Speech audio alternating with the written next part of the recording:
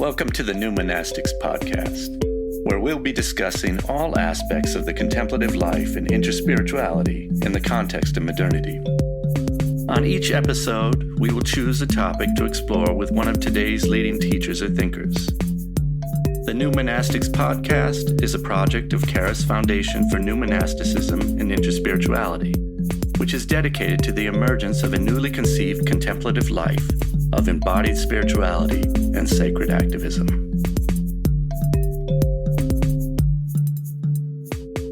Welcome to the New Monastics Podcast. I'm Nathaniel, co-founder of Charis Foundation and dialogue partner for our guests.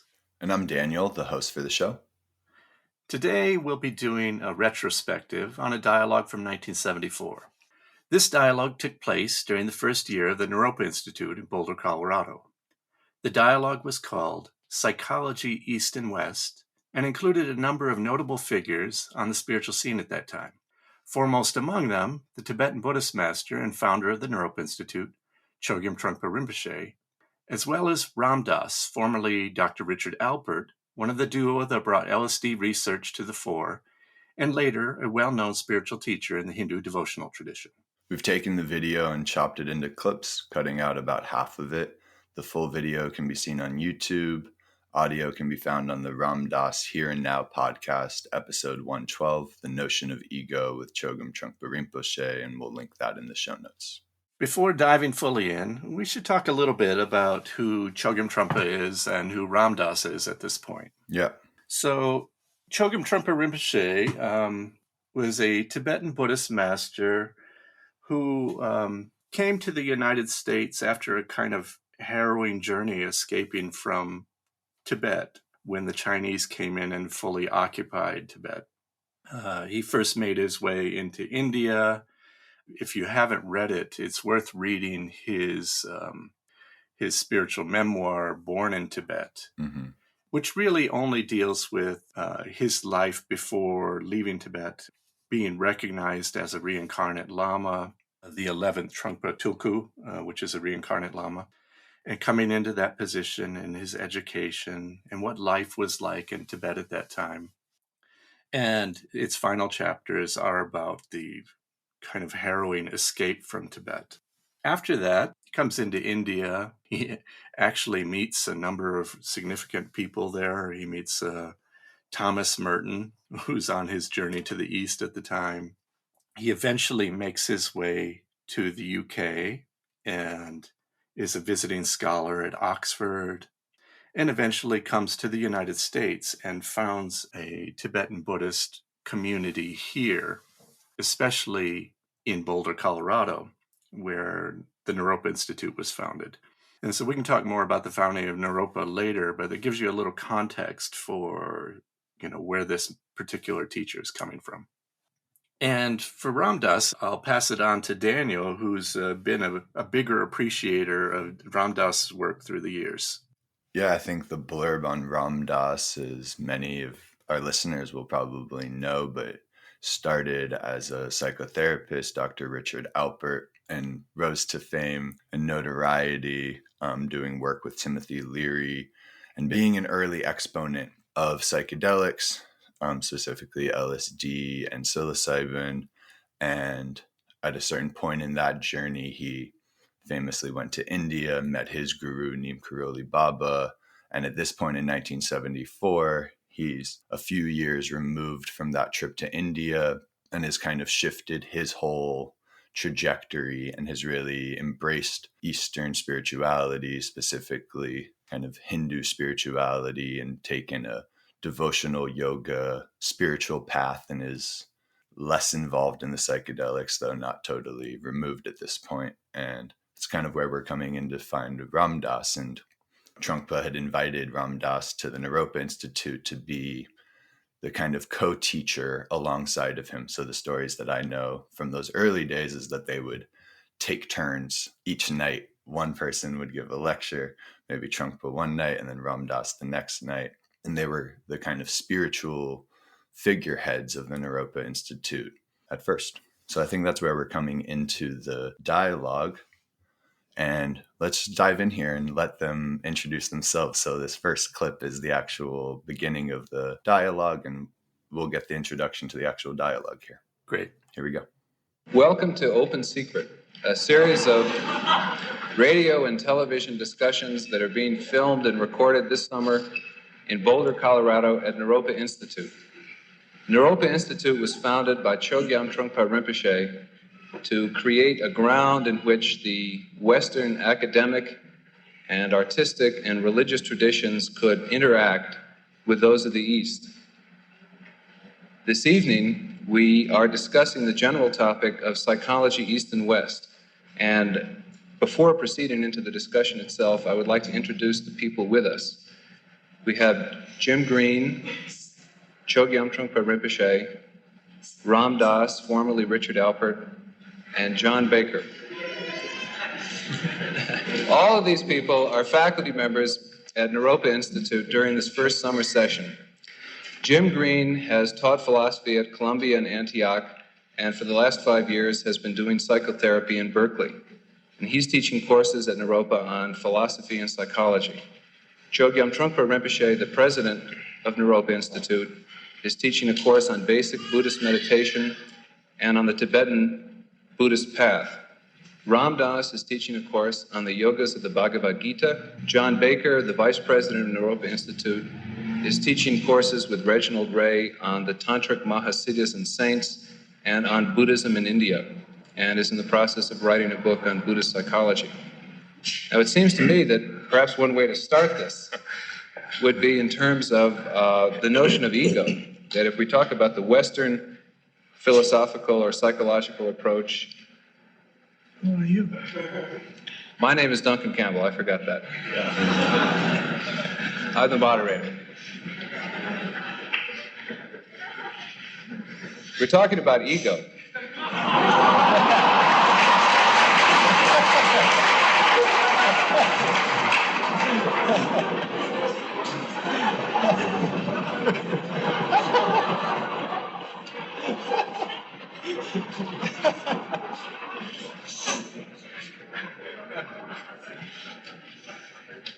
Okay, now that I've remembered who I am,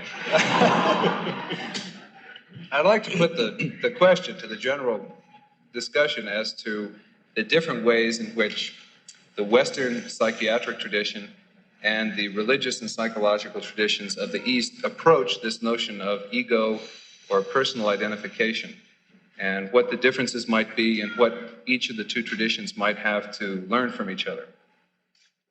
Okay, so let's just say a little bit more about how this dialogue came together. Just a few weeks ago, I met John Baker, who's on this panel, and was talking to him about the founding of Naropa. So this dialogue is happening in a pretty unique context. Mm-hmm. It's 1974. It's the summer of 1974, and it's the first year of what would become a summer institute called the Naropa Institute. And it turns out that the summer before, 1973, at the Vajradhatu Seminary, which was the kind of summer seminary for Trungpa Rinpoche's students, after that seminary, so many of the students were really inspired, about possibilities for doing things in the world. And a few of them got together and talked about the founding of a college. Among them were Thomas Hast, John Baker, Marvin Casper. And Marvin Casper and John Baker went to Trungpa Rinpoche with this idea of founding a college that would be a kind of place where the religions could be represented, especially in their wisdom aspects. And it would be kind of a school of wisdom.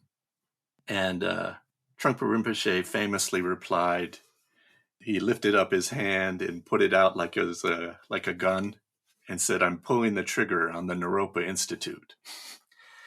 And so in his opening talk at this summer institute, to which they expected, like maybe 200 people will come. Well, almost as many as 2,000 showed up for this kind of summer festival, and these locations were just packed with young hippies, Right. all on lawns, and they put up big platforms and so on.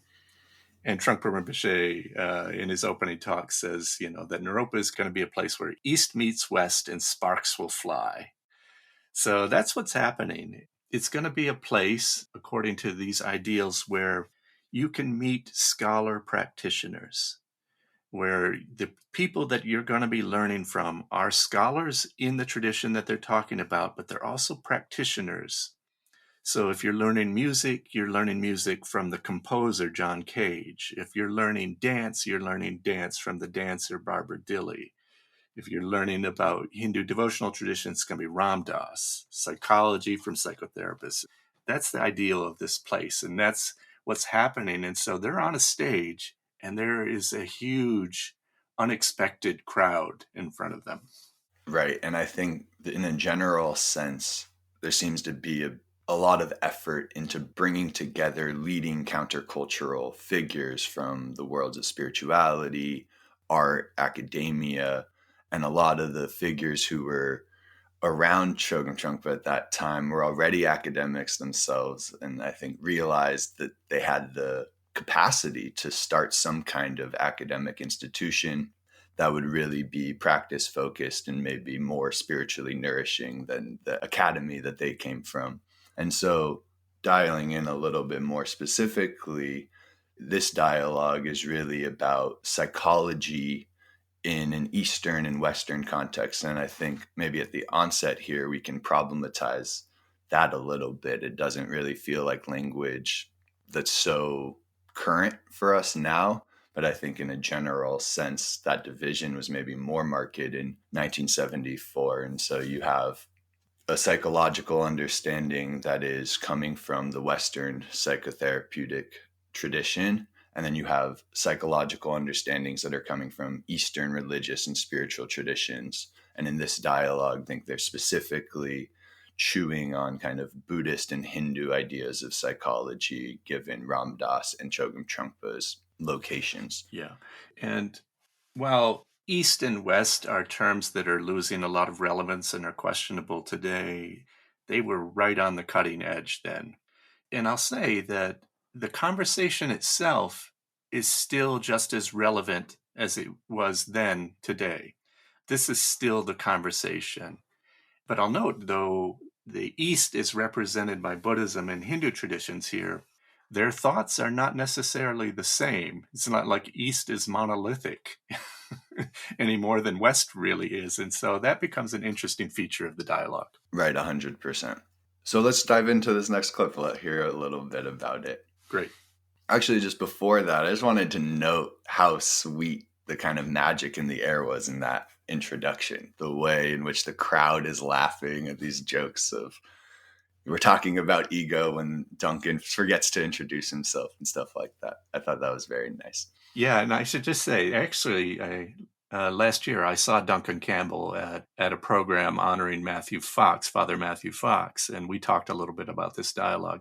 But it's worth saying that in Boulder, Duncan Campbell was a really well-known radio show host on KGNU for many years and had a really great show where just everybody was on that show. And he was an excellent interviewer, knowledgeable interviewer that can really bring out the best in spiritually sophisticated teachers. And so he had Robert Thurman on there, Reb Zalman, Father Thomas Keating, so Duncan Campbell was really a great moderator for this dialogue.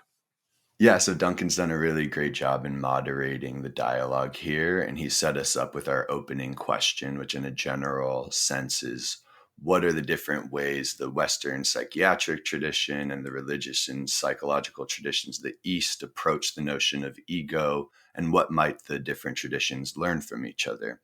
In this next clip, we'll hear Duncan initiate the dialogue by throwing this question to Ram Dass as the best qualified to answer the question, in the sense that he's the panel member with the most extensive experience straddling these two worlds of Western psychology and Eastern spirituality. So here we go. It would seem that on the members of the panel, perhaps Ram Dass would be the best qualified to speak to that. Especially since I have two names.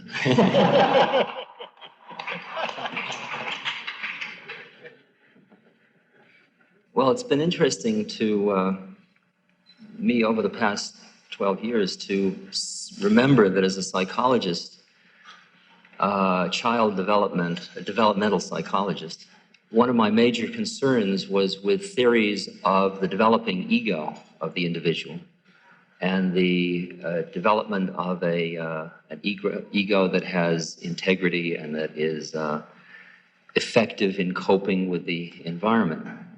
Working with people at Harvard, such as Eric Erickson, and with behaviorists concerned with converting Freud's ideas of the development of identification and the development of personality and personality structure, it seemed at that time as if the ego was a very real, solid, and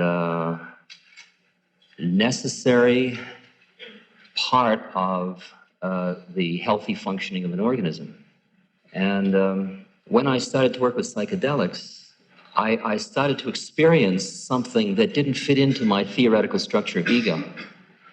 And I began to think maybe we were going to go the other way now, that we were now going to unwind the ego or get out from under it. In Hinduism, there is a thing called the ahamkara, which is a structure like the ego. And the game of awakening is to transcend that structure, not to get rid of it, because the ego is very functional, but to at least not be attached to it. Seems like a statement for openers. Well, in the Buddhist tradition, I think the interesting thing is that they start from a concept of no self, that somehow the whole project of involving oneself with the Buddhist meditation practice and with the Buddhist system of thought is to work from a premise that, in fact, the ego doesn't exist, that it's not even there. There's some concept of emptiness that is the ultimate reality, if we can speak in those terms. And I wonder what the implications of that point of view are for dealing with personality or neurosis in the life of various individuals. Well, as a practical matter, in my experience as a therapist, what seemed to happen is that I was involved with people whose life dramas seemed to be more or less unsuccessful. And as a therapist, my task was to help them rewrite the script so that there was a better drama.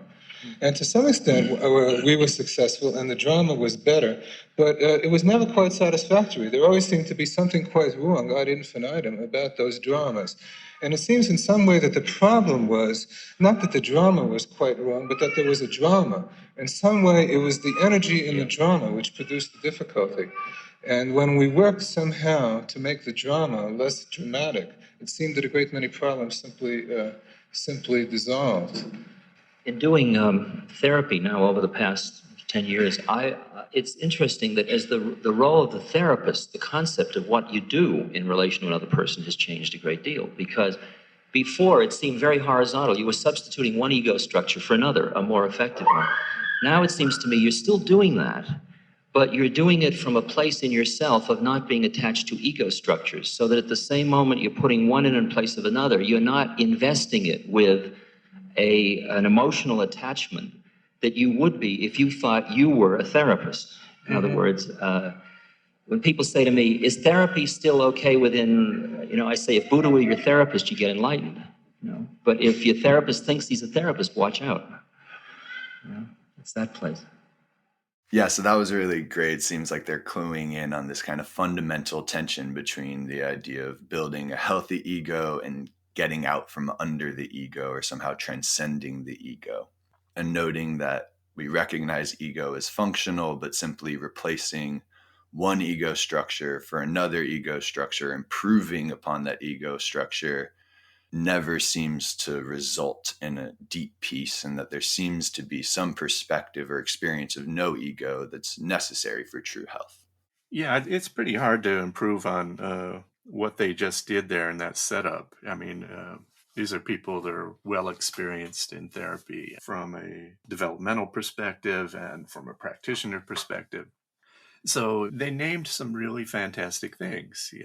Ram Dass is talking about, one of the goals seems to be that we create a healthy ego, one that has integrity and that can deal with its environment. So that's, an ego that can function in society, as you just said. And then I think Jim Green says something pretty interesting about, reducing the drama in the drama or in the dramatic. And he seems to be saying that when you replace one storyline for another storyline, so this is the script of your life, that it's still a storyline. Right. And as long as you're stuck in one, you're in something problematic. The thing to recognize maybe is that it just is a storyline and nothing more than that. And that would be the thing that would start to unwind it. It's not, this is a better script, but they're all just scripts. Don't get stuck there. So that seems to be a nice point that they've set up. And then, Ram Dass does this thing at the end about not being attached to those ego structures, those storylines. And he brings in the Buddha. Well, what if the Buddha is your therapist? What happens then? Well, he doesn't really ask it as a question. No. He states, right, if Buddha was your therapist, you'd be enlightened, which seems to point to, at least in his view, the attitude and orientation and understanding of the teacher or therapist, and in all likelihood also the student or patient, is of critical importance into what actually happens in that dynamic. And as we go forward, I think we'll get a little bit into some of the ways in which a therapist vis-a-vis a patient or a teacher vis-a-vis a student can relate to create some kind of real encounter, whatever that means, but something that transcends maybe the dichotomy of that relationship and has some kind of more transformative or healing effect than what we normally think of when we're talking about therapy. Yeah. And when I heard this too, I was like wondering, well, is there a bit of idealism there? Of course. If the Buddha is your therapist, you get enlightened. Yeah, maybe. Or your sit bones would just really hurt. Yeah. Because, the person still has to take the message. They have to consent to the message. They have to consent to their own transformation. So even the best, therapist, sacred therapist or whatever, is not going to do the job for you. Right. But I think he's still making a point that's valid. And then he says this thing on the end, but if you think you're a Buddha, then watch out. So that's the thing that undermines the thing, It's great. Right. And so now let's get into this next clip where we'll hear Trungpa throw his view into the mix. I think one of the problems that we have to misunderstandings that come up is I think that speaking from a traditional point of view of Buddhism, there is big misunderstanding universally, and both Easterners and Westerners believe in ego, and the ego is the subject of discussion, and the ego is subject of development and hope, the only hope, and those things be presented. But on the other hand, the Buddhist point of view is not particularly that of the Eastern point of view or the Western point of view particularly, but somehow peculiarly Buddhistic, which doesn't belong to a particular category. That Buddha, for instance, refused to identify himself with the national ego of India at the time. And he broke through systems, caste systems, all kinds of other systems, and he even broke through his own meditation master, that he found that there's something wrong there at the time. And the only conclusion that he came up is that that maybe there's a wrongness, which is traditionally known as a dukkha, suffering, and maybe such suffering does not belong to anybody at all. That maybe there is another possibility, is that even this doesn't exist, that you don't exist, and maybe that's the message of transcending from samsara to nirvana is an entirely different category. So I think if you stick too much in terms of debating between the East and the West theory, somehow we don't get the message across. I'm not saying particularly Buddha was a smart person, and I'm all for it particularly, but it's a different perspective that Buddha has presented, has a different dimension altogether.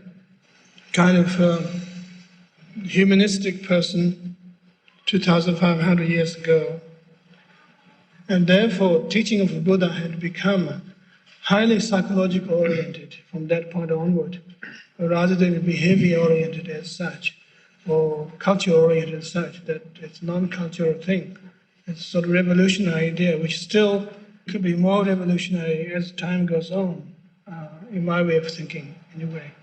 So I think there is a point there that all kinds of behavior patterns that we could present to make ego less or egohood, but at the same time we are doing something with it.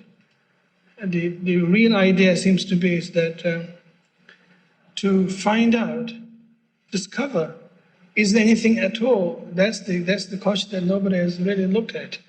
And you presume that there is something happening as if that you have bought the cart and you never discuss about the horses. And that's what Buddha's getting at, is that let us discuss what kind of horse we're going to have. Is there a horse at all or not? Is it worth buying the cart? And that's kind of fundamental thing that we might inject in this particular situation, so which makes things more lively.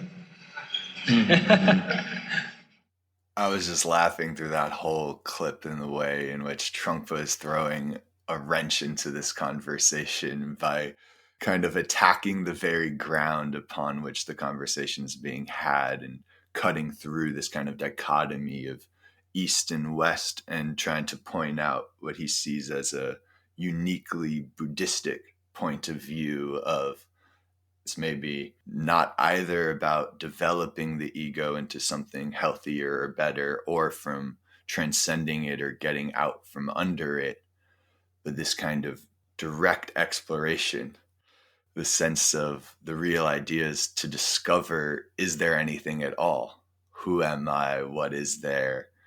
What's happening? And the way in which he's throwing this wrench into the conversation is just fantastic, I think. Yeah, it's Trungpa Rinpoche doing what he does best, which is just undermining the assumptions for reality, what we think is reality. And he's making a great point. In this discussion, psychology East and West, where the ego is brought up, the way it's being talked about prior to him really coming in is assuming that an ego even exists on both the East and the West sides. And he's saying, well, at least from the Buddhist perspective, if that is related to the East, then there's no actually assumption of an ego actually existing. Mm-hmm. And so it's really playful. He's doing just what you say, like he's undermining the very foundations of the discussion, the assumptions that are there, that we can do something with an ego. Mm-hmm. But how can you do something with something that doesn't exist? You know, Ibn Arabi does this in his non-dualism within Sufism. There's no one to take the journey. There's no one to be transformed, Mm-hmm.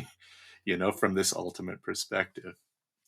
So it's fantastic. Though it should be noted that Duncan Campbell brought this up at the beginning of the question of no self. He said that basically there's a starting assumption that there is no self, and how does that change how we deal with this? And then Ram Dass brought in that in Western psychology, especially through Freud, that there was an assumption that ego was something very solid. And so it's not that everybody missed this, but they went on to discuss how do we deal with this something? What do we call it? Ram Dass called it used the term from yoga, the ahamkara, the eye maker. Mm-hmm. Something seems to make an eye for humans that is fundamentally not correct about itself. So there's a tension here. Yeah, and ultimately we're left with very practical questions of how we operate and move through the world, that no matter what the perspective is, even if it's one of a fundamental non-reality of ego or something of that nature, we're still confronted with these kind of practical questions where we have to navigate these questions. So let's move on here and hear them kind of chew on what Trungpa was just throwing out and continue to expand upon it. Well, it sounds like, in a way, that the process that Buddha went through was starting out as a prince and someone who became disillusioned with, we want to cast this in psychological terminology, the desire structure of being a prince or that kind of material existence. He then rebounded or reacted to the other pole of searching for some sort of meaning in a kind of ascetic structure, being for several years with the yogis. And then that itself proved dissatisfactory, and it seemed like what he then discovered was that somehow the whole psychological pattern of what was carrying him from one pole to the other was really what was interesting to look at. And the only way he could look at that was by studying his own mind. Well, obviously, you can't call somebody a liar unless there is something to prove that there is a truth exists.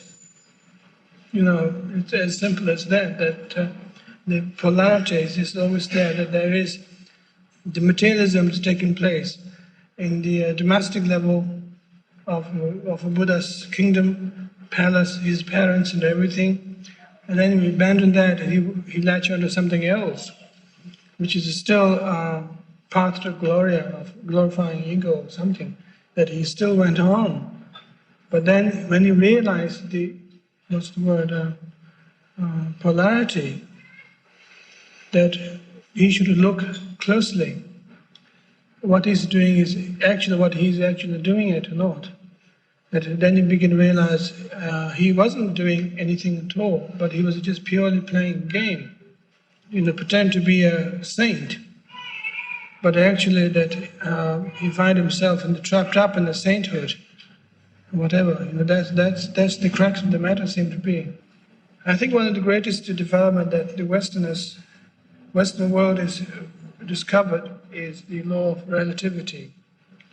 And I would say as soon as the law of relativity has given birth in this country or in the West, Buddha mind is beginning to work.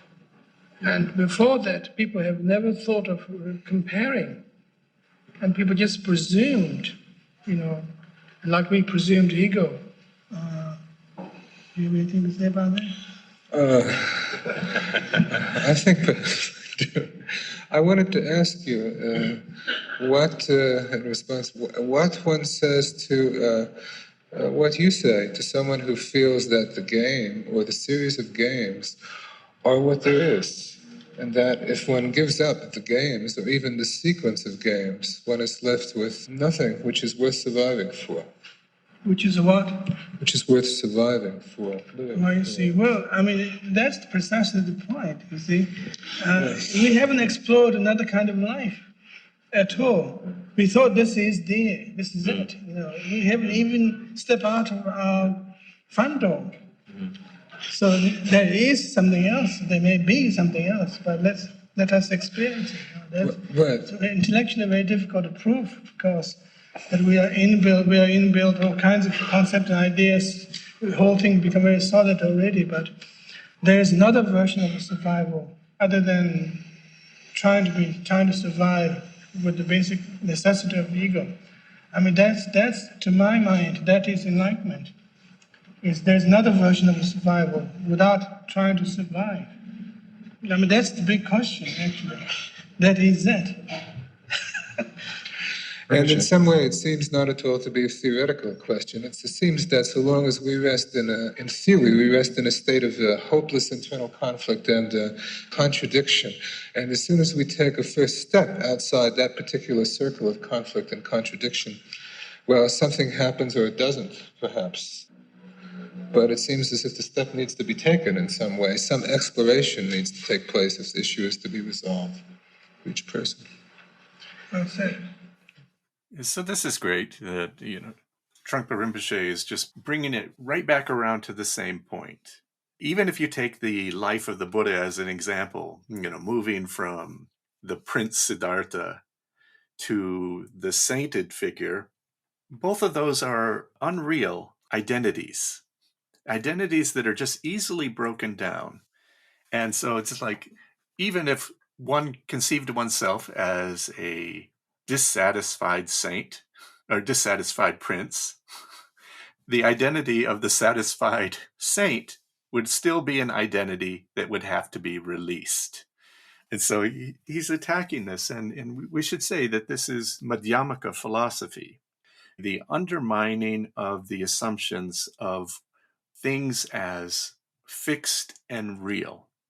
Using that terminology, you would use the word niswabhava, that things are without inherent existence. The assumption is that exists, and in Buddhism, you would call it shunyata, empty of inherent existence. And so in some ways, it doesn't exist, but all it's really saying is that it doesn't exist as you think or in the way that you think it exists. It exists differently in a dependent reality. And so he keeps coming from that viewpoint of that all these identities are just constructions, which are easily deconstructed. And so what is there underneath? Yeah, and I think it's relevant that he's speaking to a room full of people who we can only presume have had a lot of recent psychedelic experience and have had some underlying assumptions or presumptions about reality, ego turned upside down. And you have all these seekers who are having some kind of real encounter, oftentimes facilitated by psychedelic substances, in which there seems to be a kind of touching of reality or a possibility that transcends these normal dichotomies and seems to be a kind of stunning revelation to people who are experiencing it. To Trungpa's point of, we tend to just sit in our armchair and philosophize about transforming, or, oh, wouldn't it be nice if I was so-and-so? And we never actually take the step to actually touch something. And I think in this context, the people who are gathered here to listen to Trungpa and Ram Dass and the rest of the panel are there because something has broken them out of typical assumptions, and they're interested in turning that camera lens inward and maybe going on some of this kind of a journey that they're speaking to, of taking a step outside and taking a kind of real journey. And to me, it just feels really prevalent. Not prevalent. It feels very relevant because I see it in myself and others, the way in which the kind of spiritual path, if we can even talk about such a thing, really is about walking it one step at a time, and this kind of slow exploration and transformation, and a not knowing and a willingness to transform, and how it's so easy to get caught in theory and shoulds and shouldn'ts, and we don't actually just take that first step. Yeah. And that's going to come up again, like, why take the journey? And in some ways, this is in Jim Green's question back to Trungpa Rinpoche. It's like, oh, well, if it's all a game, what is there worth surviving for? Which is a way of saying, isn't it all pointless? But that's not what's being said at all. That's not really what's being discussed. It's that, when you see the game structure or how you're at play at something that you don't understand, won't you just think this is all pointless? Like, every identity is false. And Trungpa Rinpoche goes at that pretty directly and says, no, we're discussing the nature of reality, and there's a way to experience it that is in accord with the nature of reality, meaning that we can experience ourselves differently. And that could be potentially, completely fulfilling. And so it's not really about like, oh, games are pointless or this existence is pointless. It's about questioning whether we are onto the actual experience of reality as it is. I also thought it was interesting that Trungpa Rinpoche makes Ram Dass's point where he says, and if you think you're a Buddha, watch out. Because he did the thing with the prince and the saint. Like, both are false identity structure, false identities, that can be undermined from the point of view of reality. And so if you think you're a Buddha, then you're not, Right, and returning to this Buddha motif and talking about the Buddha's journey in terms of going from a prince to an ascetic to discovering and unfolding a kind of middle way that became Buddhism. We return in this next clip to this question of what is the motivation to take a step outside of our typical ego structure experience. What compelled the Buddha? What compels us? So let's hear them dialogue on that. But what is the motivation for taking this kind of a step? We're having a panel discussion. Well, then I'll answer it. Why don't you say Despair. Despair. That's the model that Buddha demonstrates. Despair of the finiteness of whatever structures he found himself in over and over again. They weren't paying up. But then how can you create a system which goes beyond the very notion of systems, since that seems to be the problem, that the problem of ego is that it continually You can't relates to create it, systems. but you can be it. You don't create it. Right, but it also, because people seem to be somewhat imperfect, it may be that we for some time hold a carrot in front of ourselves. That may be necessary, particularly if we're aware that the carrot doesn't quite exist. Even That's though the desire it's for there. enlightenment. Yeah, the desire for enlightenment, right. Or for any one of a number of things connected with enlightenment. Yeah. Well, the desire for enlightenment itself seems to be somewhat a contradiction in terms, that the more you desire enlightenment, the less you can be enlightened because you think there's something to get. But you find that out in the course of pursuing the desire for enlightenment. Right, it seems to be an imperfect world, and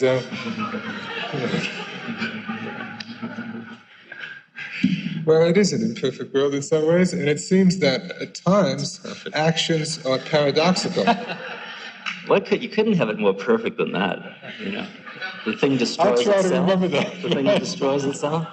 But the relativistic thing, the way psychological theory is built out of the range of the person's experiences, the theoretical psychologist's experiences, in terms of getting deductive theories from which to deduce.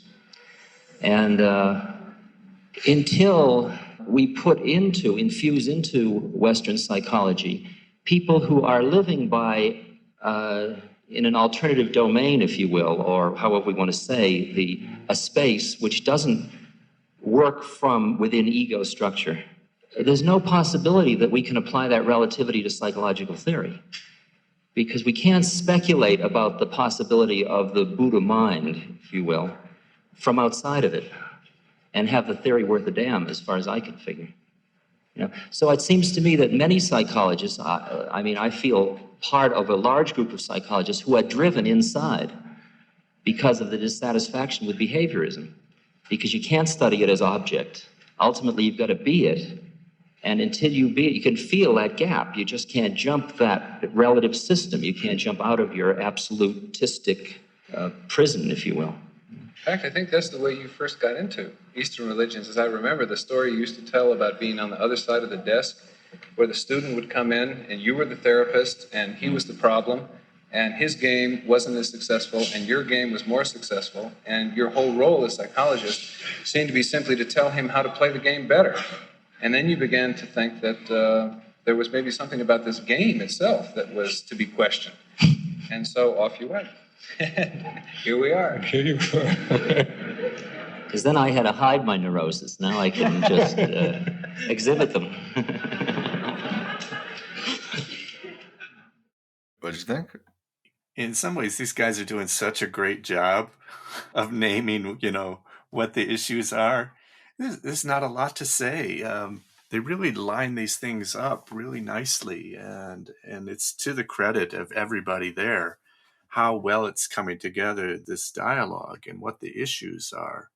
I like especially, Duncan Campbell's reminding everyone of the journey that Ram Dass has been on He was a therapist, and he was, a Harvard professor of psychology, developmental psychology, and spent time across the desk.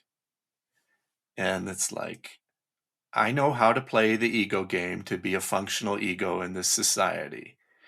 You are sitting across the desk because you are not as functional as me.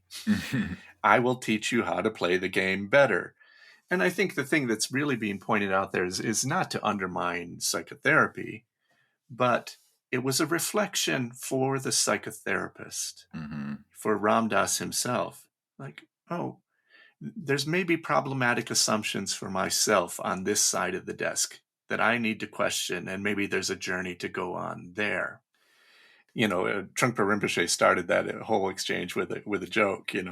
He got turned to 2 or 3 times in a row for an answer, and he's like, "This is a panel discussion, isn't it?" And everybody laughs. And so that's when Ram Dass comes back in and says, "Why do we go on the journey? Dissatisfaction, despair." Yeah, he says despair. Yeah, I'm changing it to dissatisfaction. He says despair. You're despairing that whatever this particular identity or ego game is, you're despairing of whether it can work. And I think dissatisfaction's a little more helpful word here, but basically we have an itch and we can't figure out how to scratch it, and we go on a journey. And he's naming, that was his particular one. Yeah, and the clip that really strikes me is, again, the practical question of problematizing how can you create a system that goes beyond the very notion of systems, and then this back and forth around the desire for enlightenment, and Jim Green's note that we maybe have to dangle a carrot in front of ourselves. And Duncan comes in and says that basically the desire for enlightenment is a contradiction in and of itself. And Ram Dass quickly quips back that, yes, but you learn that from taking the path out of that very desire. And I'm reminded of stories that kind of point to this. No one starts the spiritual path for the most noble of reasons or with the kind of ultimate vision, because as we're told, that vision is a kind of result of the walking of the path. And so it seems to be, rather than some kind of quantum leap, that again we have to take step, and that at each step maybe our desire or what we're looking for, what we're wanting, changes. And then maybe at a certain point, what I think Ram Dass is trying to point to with despair is that we feel so caught and bound in a kind of polarity or various kinds of dichotomies and tensions that there's some kind of primal force that wants to blast out of that tension or resolve. And that maybe in an ultimate way, we could say the kind of most subtle desire is the desire to be desireless. And that too would have to be worked with and potentially transcended or put into balance with something else. But that really, to me, gets to the heart of this tension between ultimate reality or perspective and relative reality. And where does that leave us as people? What should we do? Should we try to build a healthier ego? Should we try to transcend our ego? As a person, what am I actually trying to do? And I feel like they really clued in on it there. Yeah. But ultimately, you just have to take a step. You have to take a journey. If you're going to try to be right, like I want to take the right journey. The right journey is the journey that you start on, that you take a step on, And if you're aware, then you're discovering what the journey is about as you go, especially on reflection, as they're saying. Like the reason you started might have been a proximate goal that got you somewhere else that you needed to be. So they're doing an interesting thing. It's why Hazrat Inayat Khan says initiation is a step in a direction one does not know. You're initiating a process, but it's really a process. And what comes up, is what there is to deal with. The reasons you start got you to start, but they may not be the reasons or the realization at the end. because the realization at the end is not, in the best journey to be determined by what you thought it was supposed to be. What you think it's supposed to be is limited by who you are now. And so it is to reach the unconditioned. What you think it's supposed to be is conditioned by what you are now. Right. And none of this is clear. I mean, Ram Dass and Trungpa and everybody is going back and forth on it. There's not the perspective that they are the holders of knowledge to this question. Something I really appreciate about this dialogue is they're really dialoguing and inquiring in an honest way about these things, it seems. And this leads into the next clip where we'll hear Trungpa again kind of challenge the very ground of the dialogue, but Ram Dass in particular, and we'll hear this kind of great, somewhat edgy back and forth between Trungpa and Ram Dass, where they're really dialoguing about what is the appropriate way to operate given the questions that are arising here.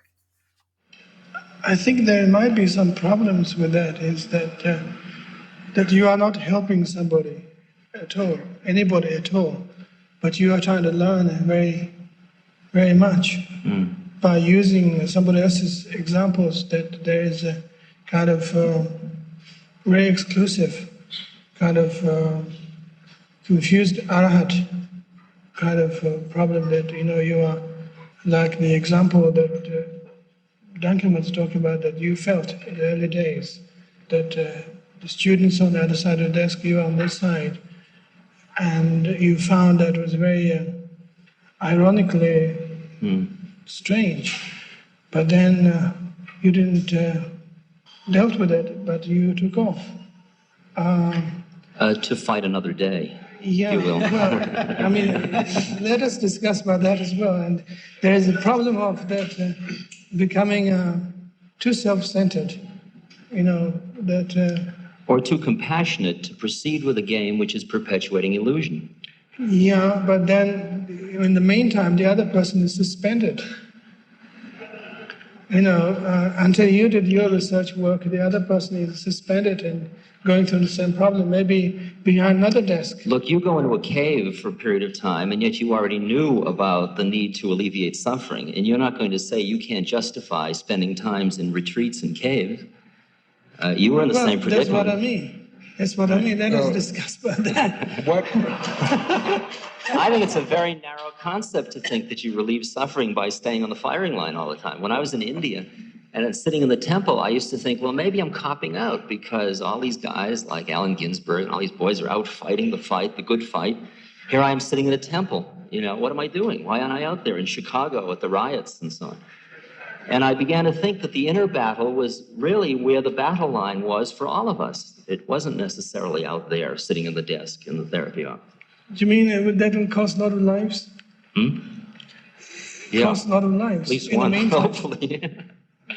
In the meantime. In the meantime, it would cost a lot of lives, yes. Yeah. Sure, of course. Of course. Rinpoche, what would your particular advice to Ram Dass have been?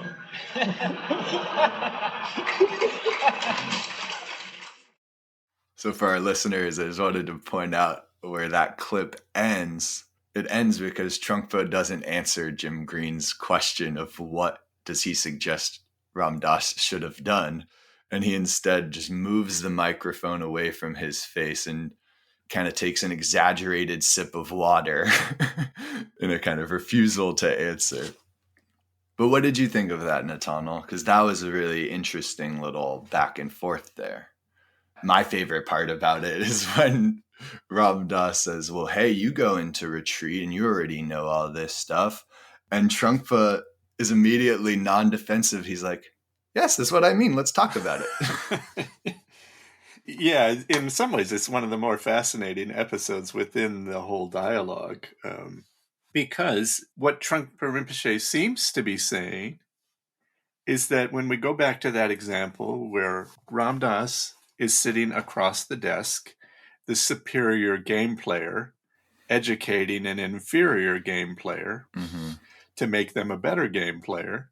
And when he questions that for himself and takes off, to take LSD or to go to India on a journey of exploration, it seems to be that Trungpa Rinpoche is saying, and you left that person on the other side of the desk, suspended. He uses that term.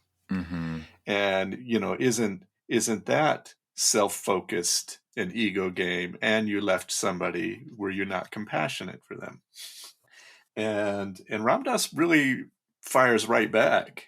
He says, that was my compassion for them.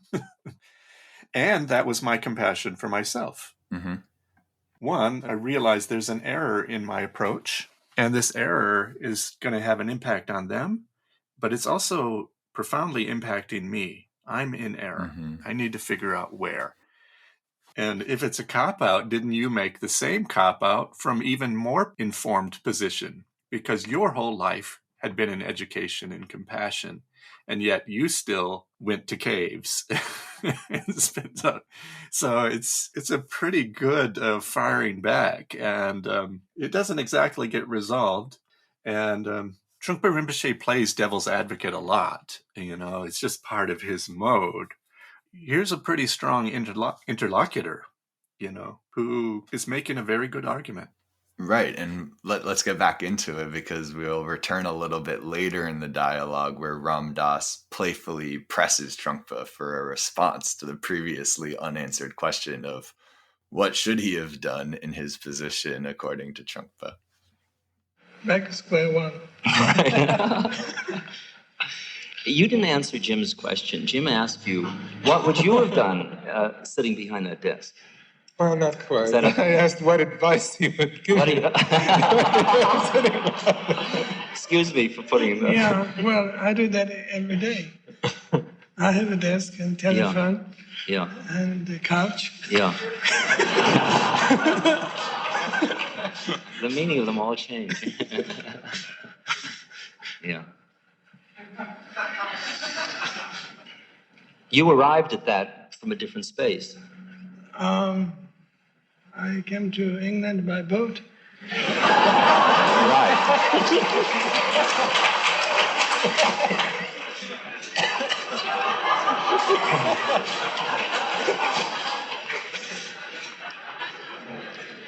What the other person meets in the office with you, in the office, is perhaps a different space than what they met with me 12 years ago. I do feel sometimes my desk shrinks. And when we have a conversation taking place, if not optical illusion, which I think it is, but still, the desk does shrink.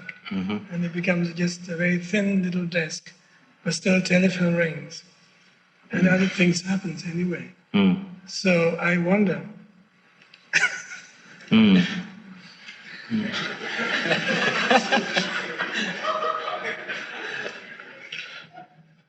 So, Natano, what do you think Trungpa is trying to say here with this description of the desk shrinking and this optical illusion?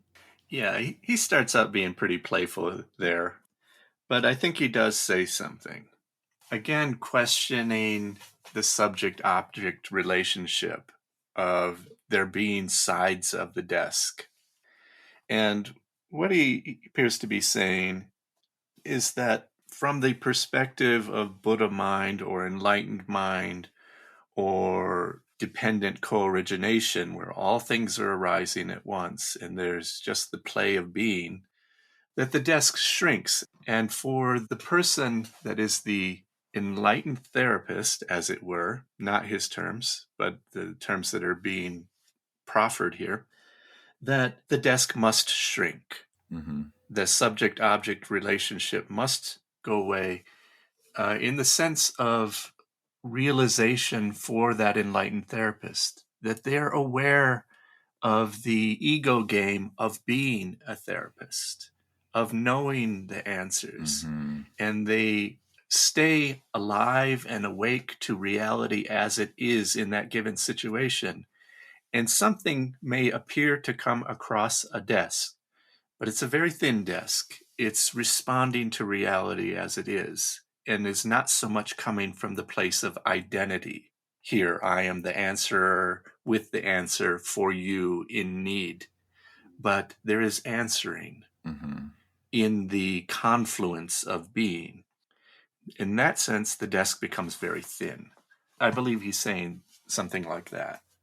Yeah, and I think he's implying a possibility for awakening, one in which you can awaken or transform within the current role that you're holding rather than needing to change roles as a prerequisite to awakening. From this perspective, one could question, did the Buddha have to leave his princely existence to gain enlightenment? Trungpa seems to be implying maybe you can still be a prince and still see through the role of being a prince.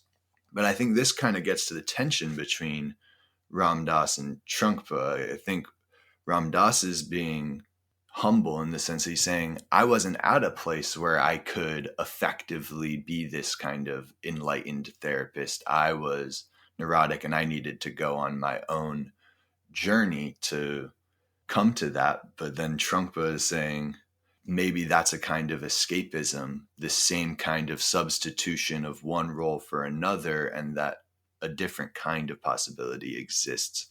But I think in a more overarching sense, this idea of awakening or transforming right where we are, right in the circumstances we find ourselves, rather than needing to change our circumstances as a kind of prerequisite to inner transformation, seems consequential. Yeah, and I think it's important to note that it's not that Trungpa Rinpoche doesn't know that you need to take a journey. I mean, otherwise the whole story of the Buddha wouldn't work, like, Of course. Prince Siddhartha did not know what he needed to know to answer anyone from the place of where he was in the palace. He realized something was wrong with the nature of his existence, or he had questions that he had to answer, and he went on a journey and became the person for whom the desk was very thin later. He knows that. What he's bringing in is a very old challenge, which is necessary at a given point for everyone to ask the question, if this is the nature of reality, what is being pointed out, then it is simply the nature of reality. It is not far. It's close. It's a hair's breadth distance, always. It's always very near to you. Mm-hmm. And why treat it as very far? Just, blink and open your eyes again and look differently. And that's a very necessary and powerful teaching on the path too. And he's bringing it in here in a way that complicates the discussion. And which is, really kind of his raison d'etre, his reason for being, is to complicate a discussion. Yeah, exactly. And as we continue here into this next clip, it will continue to get complicated, and they'll be going back and forth on some of these questions, and also the idea of tradition and what does it mean to be in kind of constant transformation. And I think some context for this next clip is just that sense of the times of this early 70s kind of anti-authoritarianism amongst the countercultural youth, and this kind of rejection of tradition and hierarchy and everything that's old in favor of new, fresh, democratic. And we'll get into a little dialogue between Ram Dass and Trungpa about that. Yeah, and I wanted to say earlier that part of the vibrancy of Naropa at this moment, this founding moment of Naropa, is that it's made by young people. In some ways, it's not created by Trungpa Rinpoche, but by a number of vibrant and alive young people who are asking a lot of questions. And they know who's on the pulse, and they've invited everybody that was on the pulse, including Allen Ginsberg and, all these folks. And so that's part of this discussion. That's who's vibing in the audience. And they've got questions that are, just as you say, anti-authoritarian, and that will come up right here. Right. So let's jump in. Well, maybe what we're talking about on a very simple level is that when you've got the psychiatrist behind the desk and you're on the other side of the desk and you're the one that's neurotic and he's the one that's sane, that already provides a certain polarity which is very difficult to get beyond. If you're the one that's neurotic, if you can't talk on an eye-level, friendly, communicative level with a therapist, it's only going to further reinforce your own feeling of being you're the one that's screwed up and you're the one that's neurotic. And that's what we're really talking about, is how can we create a space or a model which allows that kind of communication back and forth to take place. But I think that this conversation is precisely the question of model. I mean, when a psychiatrist sits behind his desk, he's got a particular model. Yeah. And if you talk about enlightenment or being a guru, that likewise is a particular model. And the question is, do you reject one model in favor of a better one? That's still horizontal. It's still horizontal. Yeah. Now, I think That's a model. I think that's what's being discussed here. The question of, is a spiritual model necessarily better than a secular one? That of a guru better than the psychiatrist? And it seems like it's a tricky point. I don't think the word is spiritual and secular. It just seems to me that the training I received as a Western psychologist left me in a position where I was not open as a student, really, to keep doing the work on myself. It got me, I mean, there was a whole idea, once I had been given the PhD and had the credentials, I knew something and I was a knowledgeable person who, you know, then should function a certain way. And there was a certain fixity about the whole structure. And breaking out of that back into the student role of surrendering that, that's what seems to me the healthy quality of the growth of psychology in the West at this moment. So what you just said then is you think that the student role is better than that of the teacher? I think the student role is better than that of the teacher, yeah. But then you have to have, the issue came up the other day as well, the same thing, is that should you have a constant cultural revolution of some kind or other, that when you become an advanced, knowledgeable student and, you know, push back, and how far you can do that. It seems in the past, according to the tradition, that a lot of the great teachers didn't have to go through self-criticism, having become great teachers. They stayed where they are. And somehow there is some gap in logic, and we have to solve that problem. Did you say they didn't have to, or they did have to? They didn't. They didn't when they become guru, and when there was inheritance of spiritual initiation, abhisheka, and they stood. Yeah. And their grandfathers honored that as well, or great-great-grandfathers as well. And did that maintain the living spirit of the Something transmission? is living rather than, you know, revolutionary or democracy of some kind. There's a problem with that. Maybe it's cultural, but the tradition, old traditions came from theocracy of some kind, and our new tradition is a democracy. Yeah. I don't know. There's a gap there. Yeah. We should look into that. Yeah. You know, that you can't constantly recommend people to be a student constantly. Well, it doesn't. It's the ability to be, in a way, in both roles simultaneously, in the sense of staying. You once said to me, "It's okay." I said to you, "Is it all right to keep going out and lecturing when I know how much I'm cooked, you know, with my model about who I thought I wasn't?" And you said, "As long as you remain a student." Yeah. But I am in the role of a teacher, but it's very much the role of a student. And to me, these come together very beautifully. I don't find that as a contradiction that much. Well, something very slippery there. Slippery? You wanted to protect tradition and lineage, and I you just did say, though, you know, that the student role was better than the teacher role, and there was something strange about that, because it would seem that the obvious statement would be that the student role and the teacher role are somehow the same. And I really wonder what you meant by that when you said the student role is better than the teacher You role. may end up being a teacher, but I think when you think you are a teacher, you aren't. I mean, it's less, that's what it really, I'm talking at a lower level. I can't use the word leveling. I suppose the problem comes up is when you become a guru who is also a student, and working with the people as student. But then, where's your guru? What happened to the hierarchy? Should the guru be also made into a student, and you could teach him or her that lesson? So you see, there's a kind of hierarchical problem. The hierarchical problem only exists in the early stages of the process. After a while, the guru is everywhere. It's all the teaching. And the guru is giving you the teaching wherever you look. Well, who's the spokesman for that? Your heart. Which is one person's heart? Or? Each person's heart. Well, so then everybody, we have no right to be here. That's true. On this platform. That's equally true. Yeah. Sure. So how we could hold the fort? What happens in the lineage? Well, I think we do this till everybody realizes this.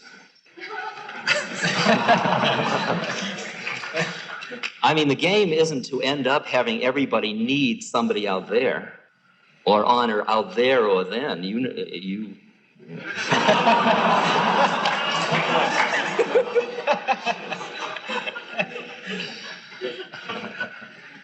It's a self-destruct system, really. So they really went in a lot of different directions there. What are you seeing in that, Nathaniel? Trungpa Rinpoche is asking or introducing this question of democratizing spirituality and questioning whether that is always good. It should be pointed out that he's coming from a very hierarchical religious or spiritual tradition, right, in Tibetan Buddhism. Absolutely. And he was introduced into a position that is hierarchical, very early on. And in some ways, he's arguing for it. While Trungpa Rinpoche is the trickster par excellence, I think it's clear that he had a strong sense of hierarchy, even if he spent a lot of times undermining it in others. He celebrated it in some ways. We can consider that problematic or not, but I think we can go to a serious aspect of what he's saying is that if you go with straight democracy, this would be what Ken Wilber described as a flatland, where everything is equal, then maybe nobody transforms. Now, maybe that's problematic language from where he's already been in this discussion, but that may be true. Mm-hmm. And that there are hierarchies that facilitate democracy. And so in some ways he's arguing you can't have no hierarchy. Things won't work that way necessarily. As Alan Watts put it, he used the illustration of a doctor. Now, a doctor who's practicing in such a way to keep you a little bit sick is guilty of malpractice. Mm-hmm. The doctor who tries to liberate you from the need of them is operating properly. But you still need a doctor or a person in authority to dole out the medicine that liberates you from them. And hopefully that's the ideal of a guru figure, is that they're trying to liberate you from the need of them. And yet there is, as he said, something slippery there. There's a paradox involved. I think they're both getting at truths, but it's a little difficult.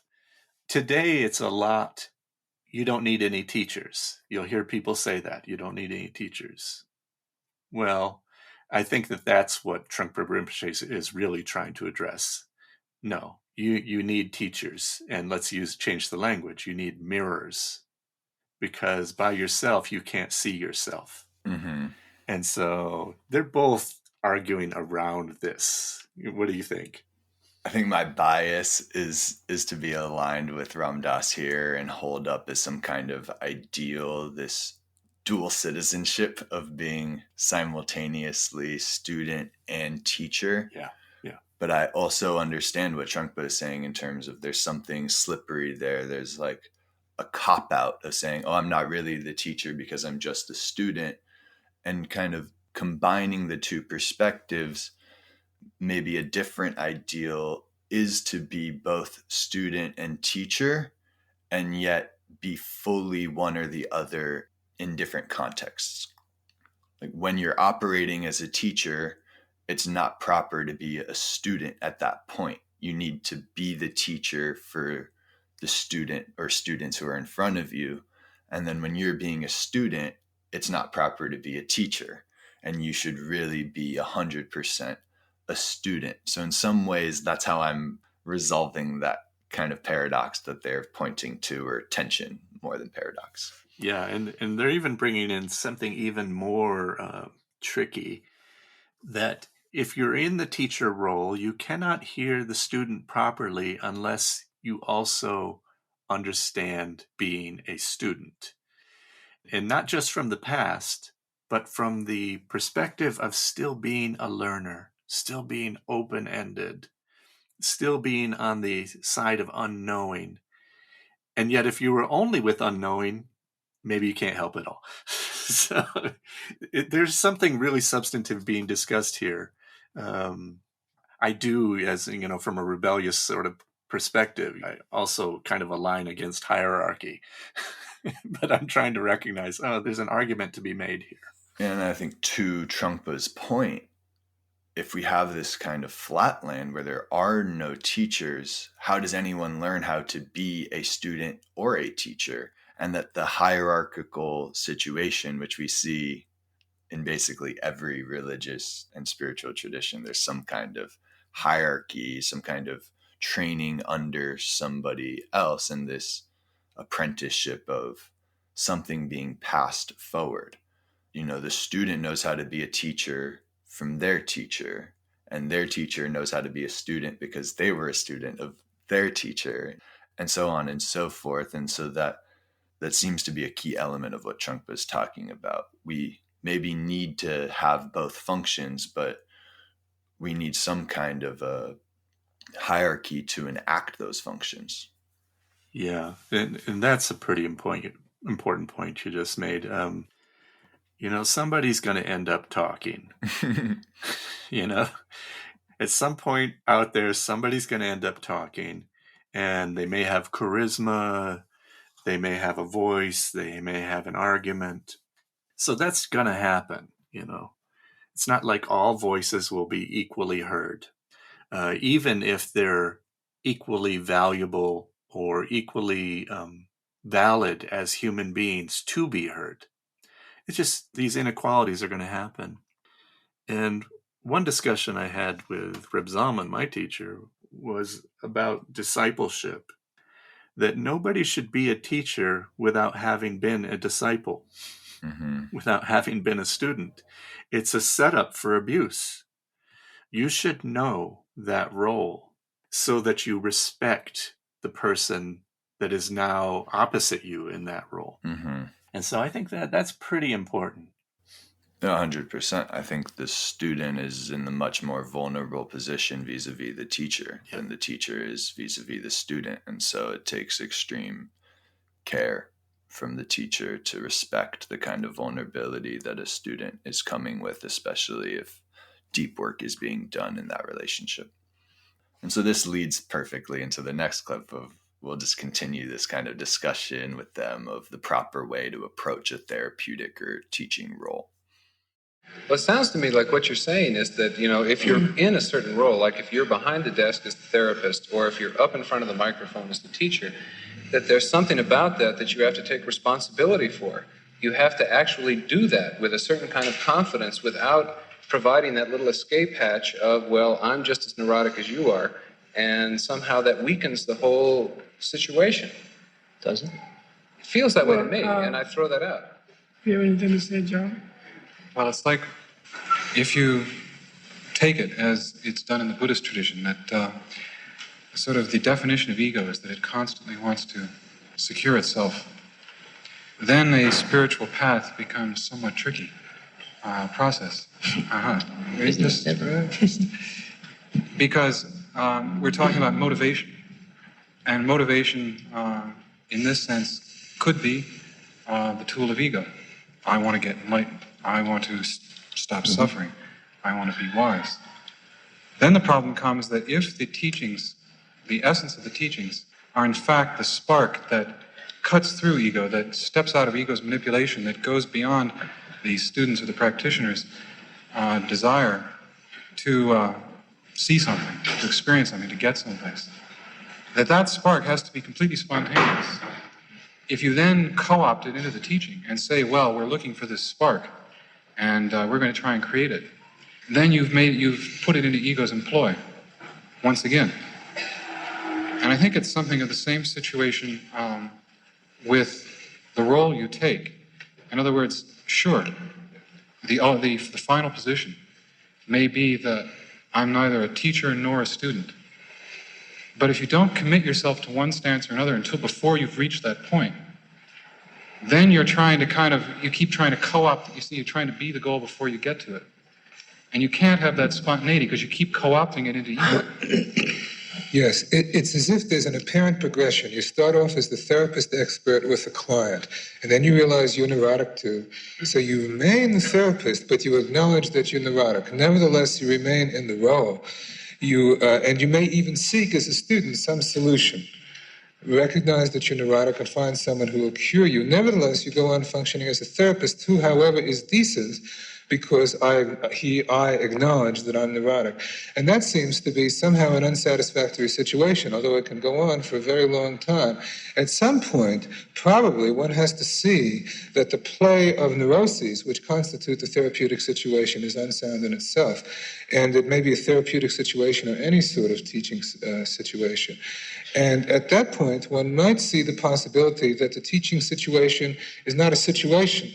That is, there's no particular situation one needs or institution or role in order for teaching or learning to take place, and even that there isn't a difference between teaching and learning. It seems that one can imagine that sort of progression taking place now.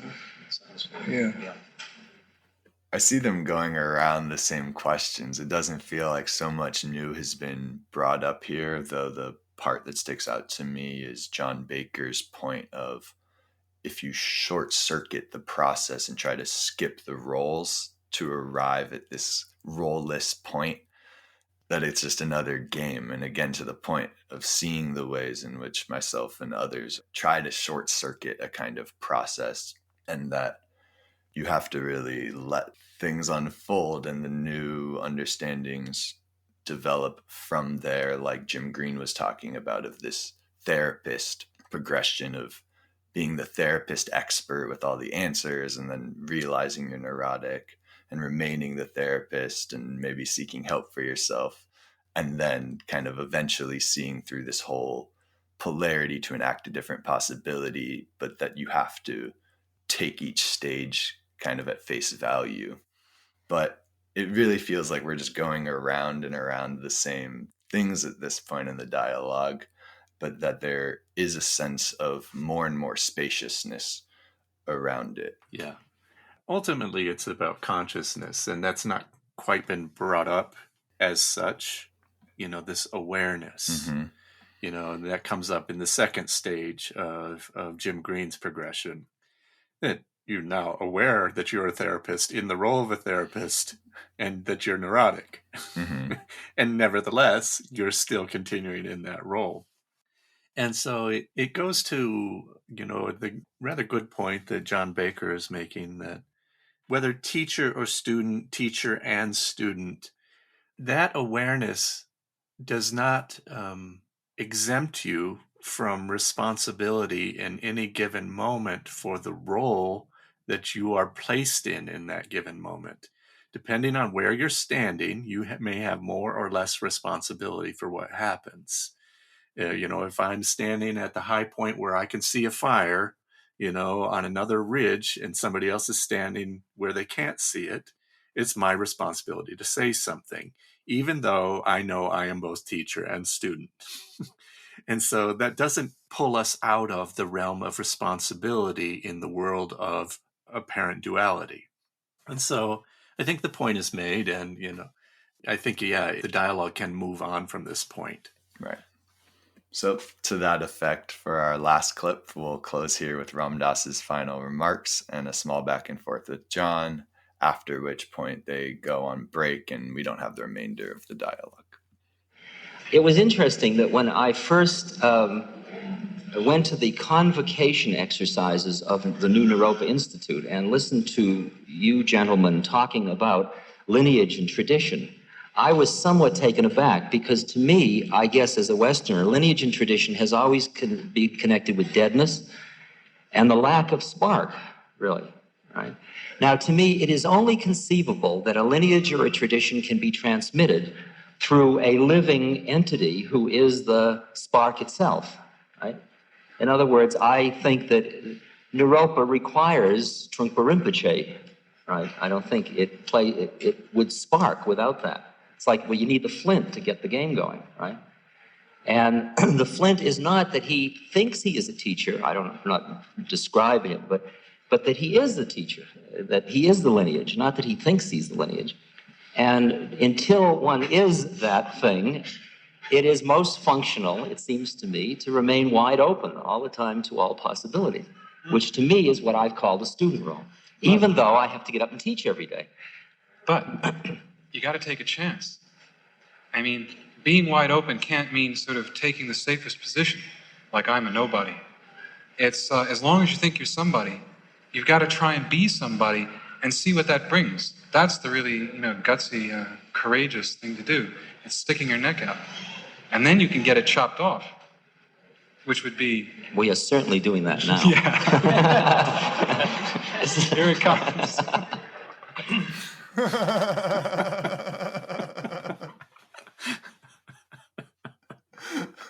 Is there really anything to say after that? What a great little ending. Not a lot. Ram Dass, man. Yeah, and so that's the end of the dialogue here. Do you have any reflections for the dialogue as a whole before you go into it? I did just want to mention something we forgot to say at top, which is part of our interest in reviewing, doing this retrospective on this interview, is the fact that this year, 2024, is the 50th anniversary of the beginning of the Naropa Institute, the 50th anniversary of this dialogue in 1974. And so I just wanted to note that, but looking at the dialogue as a whole, what are your kind of closing thoughts on it? Yeah, and again, we're recording this in the summer of 2024, 50 years, summer to summer. And it's kicking off something for Naropa. And, the dialogue as a whole, I would say what I said in the beginning, that this is still a completely relevant discussion, even if we don't tend to use the East-West language the same way anymore, questioning the assumptions of relevance around East and West the way we used to use them. Nevertheless, this discussion is ongoing. It continues to happen. And I don't know that it's being discussed in a more sophisticated manner today than it is right in this moment with these individuals. Right. And they're cutting right to the quick of it, and it's very nicely done.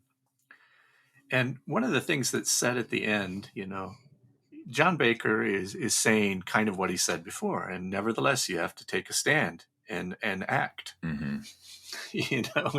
And Ram Dass, just is playful about it. You stuck your neck out to get chopped off. Now it's out there. But the thing that comes up just before that strikes me as important, where Ram Dass is saying about lineage, it needs something living.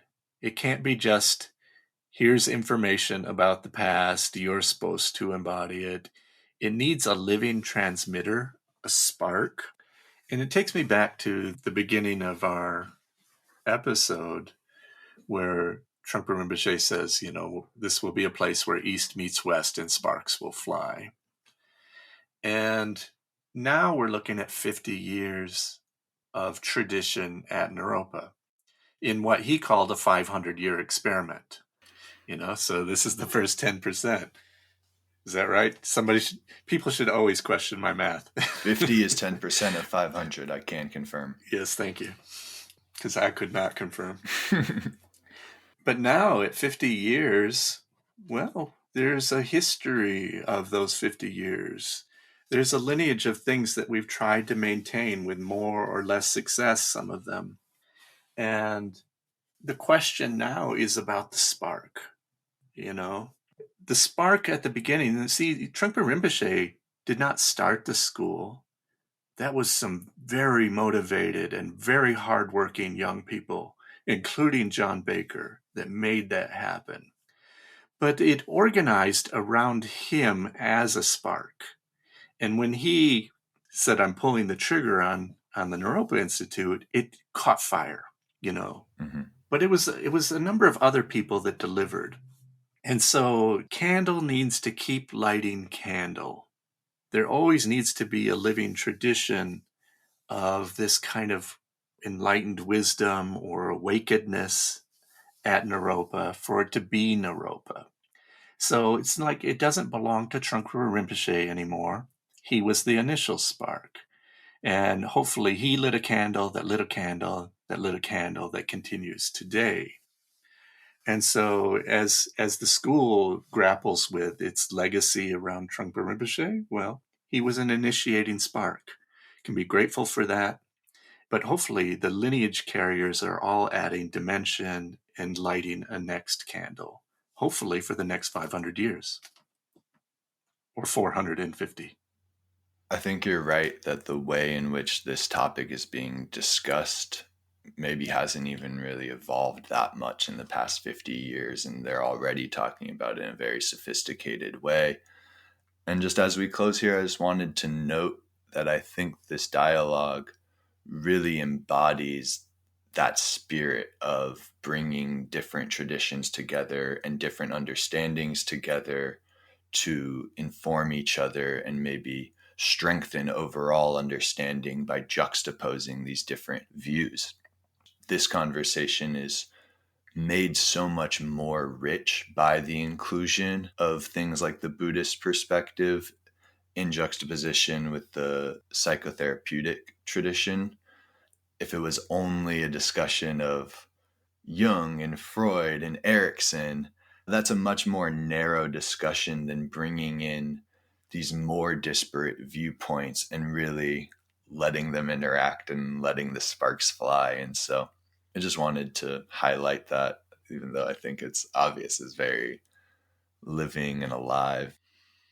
So thank you everybody for being with us. And maybe I can just close us out with my favorite Trungpa quote, or my favorite Trungpa blessing, which is, "May you be bombarded by coconuts of wakefulness in the garden of gentle sanity." Amen. Shout out to friend of the show, Tree Fort of Golden Turtle Sound, for producing the intro and outro music and assisting with mixing and mastering. Be sure to check out his awesome music and hit up Golden Turtle Sound for any of your audio engineering needs.